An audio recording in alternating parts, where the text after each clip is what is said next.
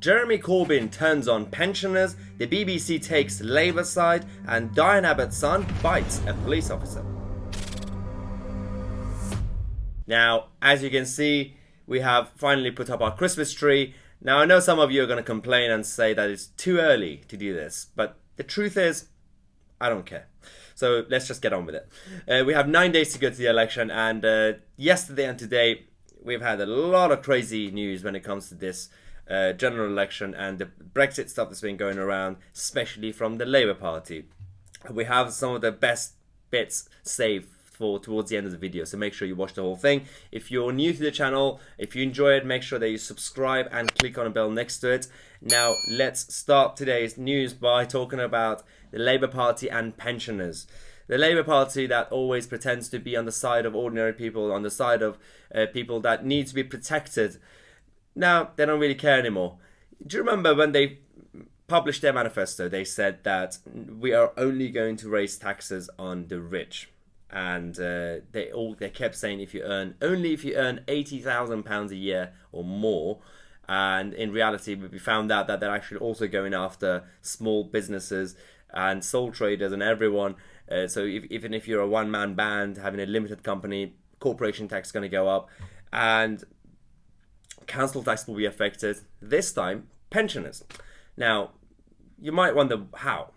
Well, what happened with the Labour Party is that they've been hiding a number of the actual plans in their manifesto without actually revealing how they're going to be doing it. And this is how it's happened. People of this country are outraged at the cruel plans of the Labour Party to rob the hard-working pensioners. British voters have lashed out at Jeremy Corbyn's Labour for threatening to hike taxes on hard-working pensioners. Basically, the Shadow Chancellor John McDonnell revealed that British pensioners on £20,000 a year would be forced to pay an extra £1,000 in tax under a Labour government, despite Jeremy Corbyn's insistence that those earning under £80,000 would not be forced to hand over extra money. Pensioners would fork out their money under the changes that capital gains and dividends will see. Now, we always knew this was going to happen.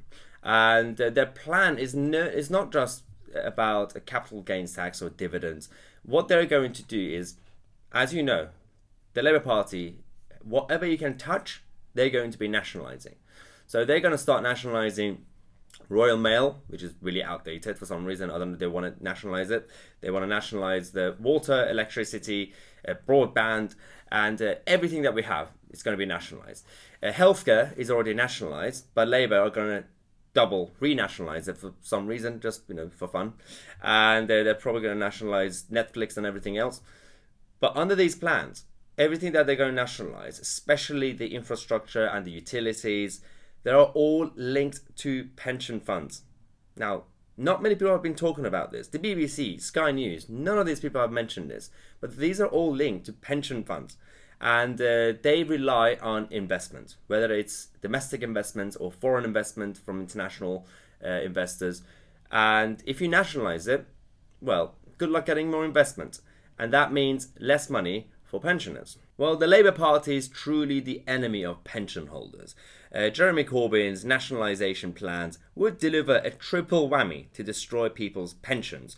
Now, according to experts, we have Gordon Brown's former Business Minister, Lord Digby Jones, and also David Cameron's ex-Pensions Minister, Baroness Ross Altman, who both have warned that Labour's hard-left plans for inclusive ownership funds, nationalisation, high taxes, all this are going to be hitting savings for retirement. This means that, for example, nationalising water industry and things like that would destroy 6 million people's pensions, including 4 million from the public sector, for God's sake. Now, Labour's Inclusive Ownership Fund would enforce companies with 250 employees or more to transfer up to 10% of their equity to an employee fund, part of which would go towards paying for Labour's spending plans. Staff would experience a reduced future contribution to their pensions.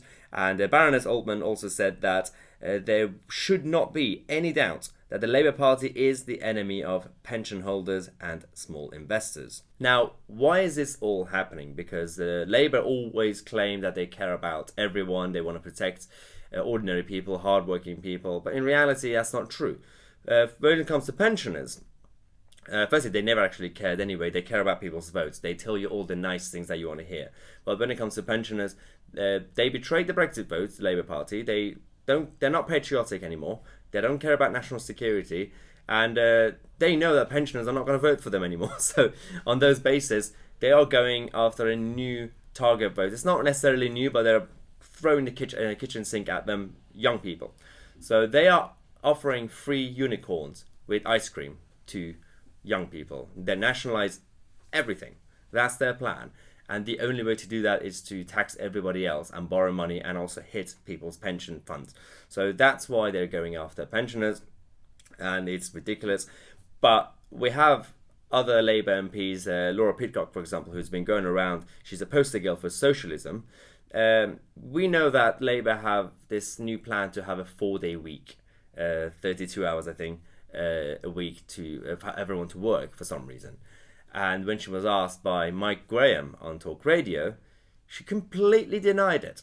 Oh, hang on a minute. You want people to work a 4-day week, right? So you're actually going to reduce the ability for people to make as much money as they do now. That's fake news. We are not suggesting a 4-day week, actually. You've told... Well, excuse me, that's in your manifesto that you want everyone to work a 4-day week. No, it's not. Point to me where that's in the manifesto. So the announcement by Jeremy Corbyn and John McDonnell that you want everyone to work a 4-day week is not true. Is that what you're saying?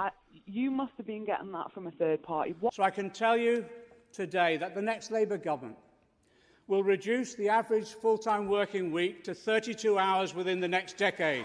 Now, the Labour Party either think people are stupid or have bad memories. I mean, we've read the manifesto. It's literally all over the news. John McDonnell made a speech about it. And she's saying, no, it's not real. We're not doing it. And I do wonder why she just made this U-turn. Was she told by Labour HQ to say this? Or did she lose her mind? She forgot that this was in the manifesto? Or this was, I don't know, was this planned or not? But they're all going crazy. Diane Abbott, our favourite Labour politician, her son has also gone crazy. So basically, her son used to work for the Foreign Office. He got fired in June, and there was an incident yesterday outside Foreign Office. I don't know why he was there, but for some reason.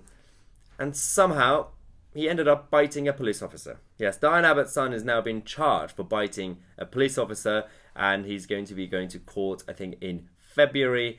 And his mother, Diane Abbott, had to pull out of a couple of interviews, but also a TV debate tonight. Yes, not going too well for the Abbott family. This is why we have this new meme from Diane Abbott. Eat your Snickers, son. You're not you when you're hungry. Yes, when you're hungry, do not bite police officers. It's a bad idea, guys. Bad idea. Now, we've been talking about the BBC over the past few days and how biased they are. And we found new evidence. The Conservative Party published a political video, a campaign video, and they used a couple of the BBC clips to prove their point. And the Labour Party also did the same thing. The BBC went after the Tories because copyright. Yet they completely ignored Labour. The Tories' new ad was removed following a BBC copyright claim. The clip included videos from the BBC, as you can see, and they said that they had to remove it because of intellectual property claims. And in reality, Labour also constantly used BBC content. As you can see, this is a clip from Politics Live, Andrew Neil, and various other shows, and obviously Question Time. Yet nothing from the BBC. They don't really care what Labour do, but the moment the Tories start doing something, ooh, copyright, double standards from the BBC. Now, it is ridiculous. The problem isn't that they went after the Tories, because obviously copyright, yeah? So if that's the issue, then go after the Tories and Labour, and any other party. So I don't understand why they And no one else is talking about this, by the way, apart from Guido Fawkes that actually found this clip, or these clips. No one else in the mainstream media is talking about this. No one's really interested. Just like how they don't really care about all the small gaffes that parties do. Actually, on that point, the favourite gaffe of the week that we have is from another Labour candidate who is very passionate about education. Now, we have this Labour candidate who has a number of pledges, and the third pledge is to invest in our education system. Our education system. Of all words that they could get wrong when it comes to literacy and education, they had to get the exact word, education, wrong. Proofread. Always proofread. So we have more stuff coming up in the next few days. As I said, if you haven't subscribed to the channel yet, make sure you subscribe and click on the bell next to it. We are getting close to 100,000 now. We are on over 92, almost 93,000 subscribers. So keep going, guys. Make sure you share this video with all your friends and get everyone to subscribe. And you can follow me on social media if you haven't, Twitter and Instagram. You can find the links down here. And as always, I'm Tousi, and I'll see you guys in the next video.